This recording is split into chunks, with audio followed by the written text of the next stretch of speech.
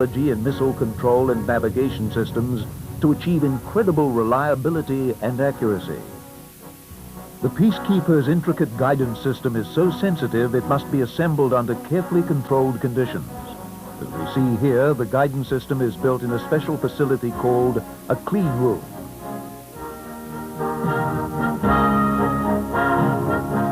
The Peacekeepers were originally intended to be mobile, to remain survivable by moving on trains that would be nearly impossible for an enemy to continuously locate. Political controversy over the basing mode put the rail mobile concept in limbo, and the Peacekeepers were deployed in traditional silos instead. The Peacekeeper missile is a completely different missile than the Minuteman missile. It's 71 feet in length. It weighs approximately 195,000 pounds. It is approximately 90 inches in diameter. The missile is a cold launch missile as opposed to a hot launch missile that a Minuteman is. The Peacekeeper missile is ejected from the silo using a steam generating process. Once it is approximately 150 to 200 feet above the surface of the ground, then the engines of the missile ignite. Peacekeeper does have 10 independently retargeted vehicles as opposed to 3 for the Minuteman III.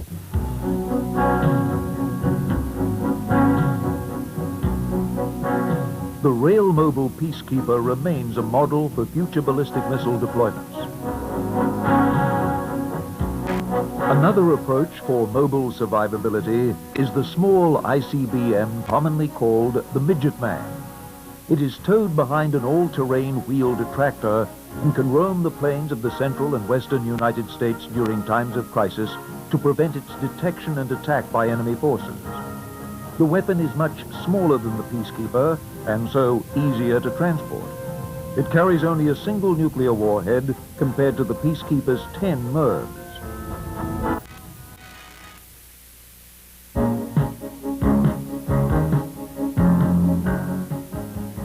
The enormous destructive power of strategic ballistic missiles means that exceptional steps must be taken to ensure that they are not accidentally launched. It is the task of the men and women of the United States Air Force's strategic missile wings to make certain that these vital deterrent weapons are ready at a moment's notice, but only after the proper instructions from the highest command authorities. The SAC has 6 intercontinental ballistic missile wings today.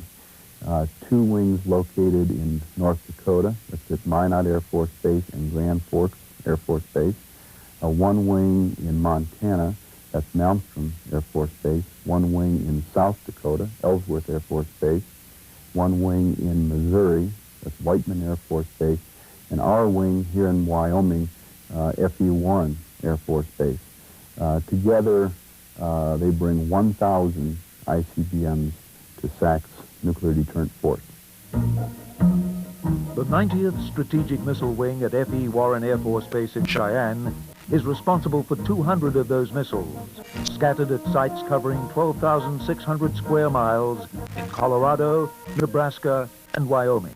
The wing here at F.E. Warren Air Force Base has the same mission as any of the other 5 missile wings, which is to maintain on alert a certain number of intercontinental ballistic missiles and have launch crews trained and ready to launch those missiles if told to do so by the President of the United States. And here at F.E. Warren Air Force Base, we are in control of 200 intercontinental ballistic missiles. We have 150 Minuteman III and 50 Peacekeeper missiles. We're the only missile wing that has the Peacekeeper missile today. It's our responsibility to put those missiles on alert in their silos. It's our responsibility to train people to man the launch control centers. It's our responsibility to train people to go out and keep our missile field secure. And it's our responsibility to provide all the support services people need to carry out that mission. Keeping the ICBMs on alert is the responsibility of the men and women of the Wing Operations Staff and the 4 assigned squadrons. Each squadron is comprised of 50 missiles. 50 missiles then are controlled by 5 capsules. Each launch control center or capsule is manned by a 2-man crew, and this 2-man crew has primary responsibility for 10 ICBMs within its flight. A crew can at any time assume command or control of additional missiles in flights of 10, so it is conceivable that one crew would be monitoring the status of the entire squadron of 50 missiles. One of the 90th Strategic Missile Wing's subordinate units is the 400th Strategic Missile Squadron, the only squadron equipped with the new Peacekeeper missile. The squadron consists of 60 to 65 officers. Most of them are lieutenants and junior captains. They average 22 to 23 years of age. Missileers are assigned to units from, of course, the 3 commissioning sources that we have: the Air Force Academy, Air Force ROTC, and Officer Training School. They're assigned to missile duties, and once they are assigned to missile duties, attend the 4315th Combat Crew Training School at Vandenberg Air Force Base in California, a SAC-owned and run school. There, for 14 weeks, they undergo a rigorous curriculum of training to include weapon system training, actually going through checklists that are necessary in order to operate the weapon system, as well as a very intense program of emergency war order, or EWO, procedures, ensuring that they, in fact, understand their primary mission while they are on crew. After the 14-week period of time, they undergo a very demanding evaluation in a missile procedures trainer or simulator. They are evaluated as to how well they do in such areas as simulated fires, power losses, communications degradations or problems that they might experience, as well as an evaluation of their emergency war order procedure capability. Once they complete that evaluation, they are assigned to the wings. They come here, and for 30 days we give them additional training. This includes, again, weapon system training as well as emergency war order training, just to make sure that they understand our local procedures, as well as to ensure to ourselves that they are ready to pull combat alert. Pulling alert means responsibility for 10 enormously destructive nuclear-armed missiles. These young officers perform their duties in a command center buried deep underground. Just 2 officers man each of these launch control facilities. The newer member of the team serves as the deputy flight commander. The primary duty of the deputy is to provide support to the commander. The commander is the sole person that makes the decisions. However, the deputy is very, very vital in that if there was a critical decision to be made between the 2 of us, only the 2 of us make this decision, I would provide him with the inputs that I have, the information that I have to make that decision. The final decision, however, is his, but he leans very heavily on the deputy to help him make that decision. And in addition to that, the deputy is also considered the communications expert. After 2 years of duty serving as the deputy, young missileers go through another training program to become a flight commander, the officer in overall charge of the Launch Command Center. The commander is responsible for all activities on the launch control facility itself, that is the security police topside that is there to respond to security situations. He's responsible for all actions that are done in accordance with technical orders. If you do them, they have to be done right. If they're not done right, the commander is the one responsible for those actions. There are 10 launch facilities within a flight. The commander of that launch control center is in charge of that flight. That is all of the day-to-day security and maintenance activities that go on. He is there to ensure that it is done proper and correct in accordance with SAC directives. Responsibility is the key to command, and when you're there, you're in charge. Standing alert means long days. The control centers are widely dispersed across the prairies. A day you're going on alert starts pretty early in the morning. As a deputy, I'm responsible for picking up the vehicle that the commander and I ride out to the site in. I would pick that vehicle up about 0700 in the morning. At 0715, my commander and myself would get together with the rest of the squadron crews going on alert that day. We have a pre-departure briefing with the squadron. Then at 0730, we have a pre-departure briefing with the rest of the squadron going on alert. The entire wing gets together, 20 crews. Road and response conditions are green and 1 throughout the wing. Weather will be briefed by Staff Sergeant Daly. Maintenance will be briefed by Tech Sergeant Smith. and Com will be briefed by Senior Airman Cardwell.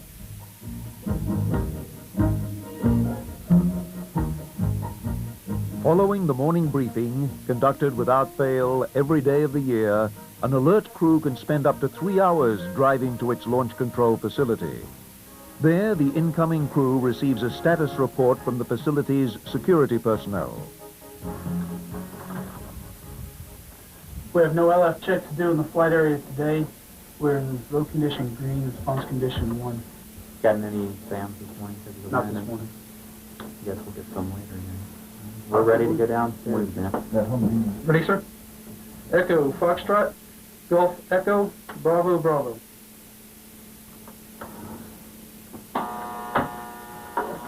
Thank you. Downstairs means the control center, over 50 feet below the ground in a reinforced steel and concrete capsule hardened to withstand nuclear attack. The Launch Control Center, occupied by the 2 officers, is located behind enormous blast doors. The control area is completely sealed off from other elements of the launch facility. The crew's first task is to carefully check emergency and life support equipment that may have to be used if their Launch Control Center comes under attack.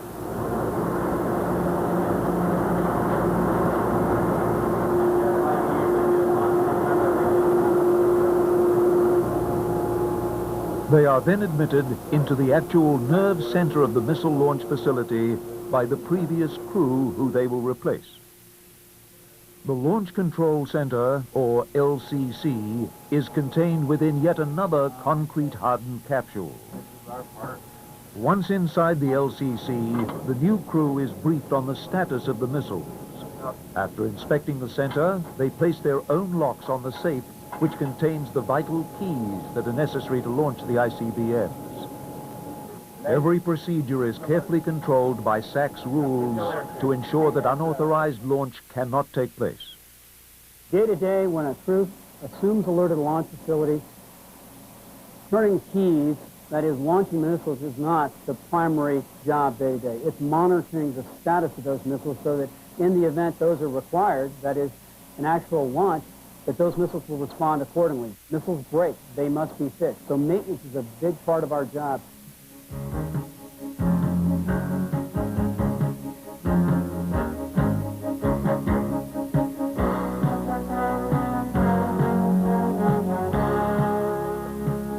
Inside the missile silos themselves, maintenance technicians support the launch crew to keep all the missiles at a high state of readiness all the time.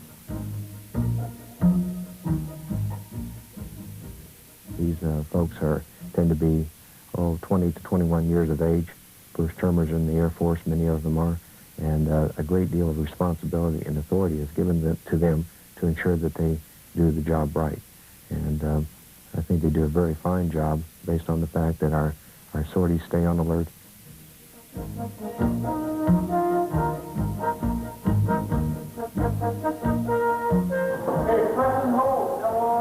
Maintenance does a tremendous job in providing us missiles that are ready to go at a moment's notice. The enormous destructive power of these ballistic missiles demands the utmost care and dedication in the handling of these systems.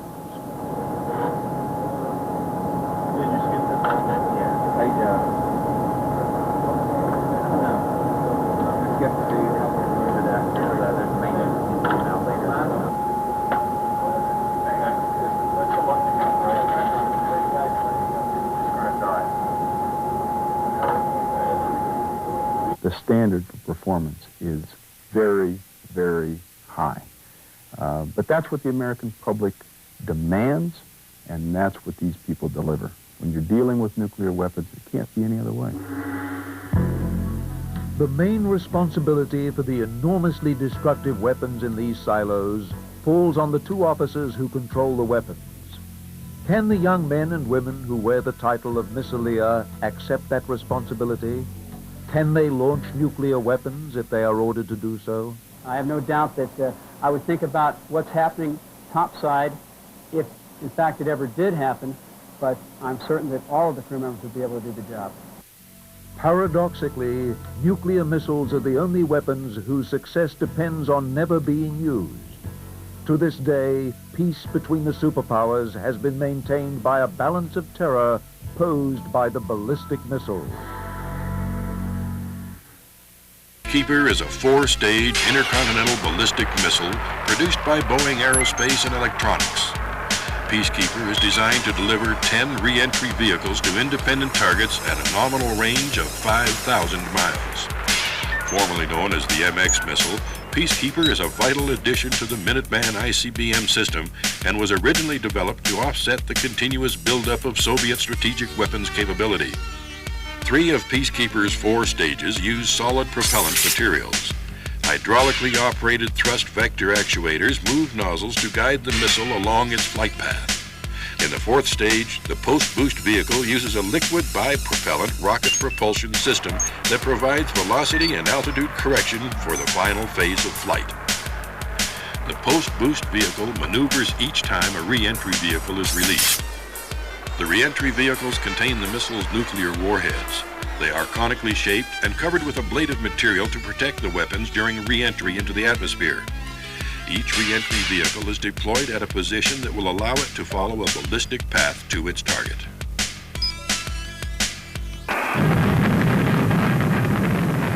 The Strategic Air Command's buildup in missile strength proceeded rapidly. By 1961, there were 20 missile squadrons, including Atlas, Titan, and Minuteman units. The liquid-fueled Atlas and Titan ICBMs were first-generation missiles. They had reliability problems. The quick introduction of the Minuteman solid-fuel ICBM placed the arsenal on a new, higher plane.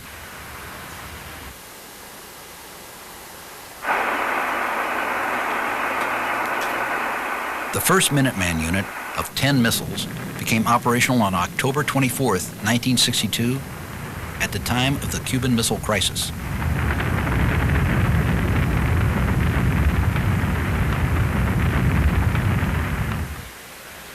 The missile force was seen by the Air Force to be a newfangled branch that needed and got a different type of individual for service. Their jobs were demanding and important, but missile crews did not feel that they had the respect flight crews commanded, and they knew that they did not have the extra flight pay enjoyed by pilots. It took years of conscious effort to overcome the second-class citizen syndrome of the missile force. That was a feeling heightened by the remote locations of most missile stations.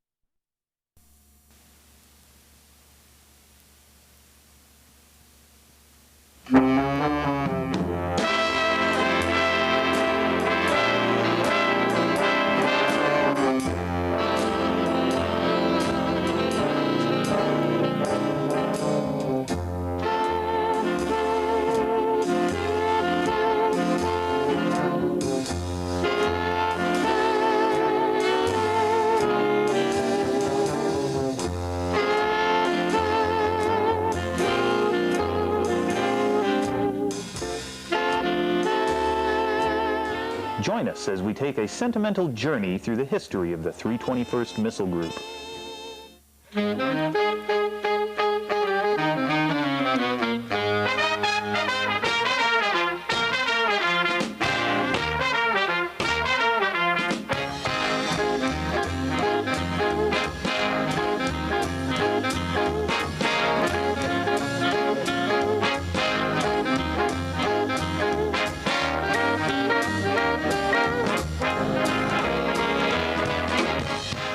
The development of nuclear weapons and the start of the Cold War called for a new kind of warrior.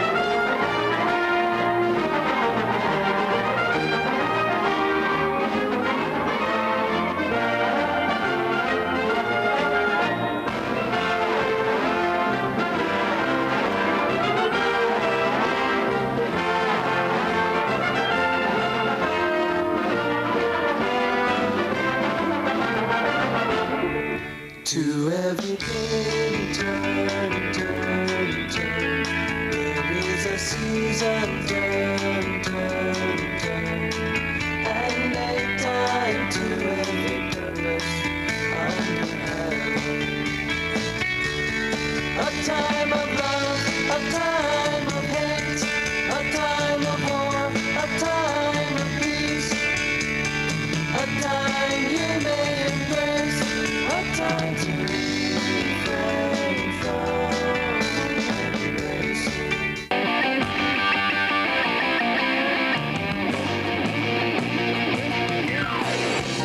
Now let's meet some of the current 321st Warriors as we tell the story of realignment and inactivation.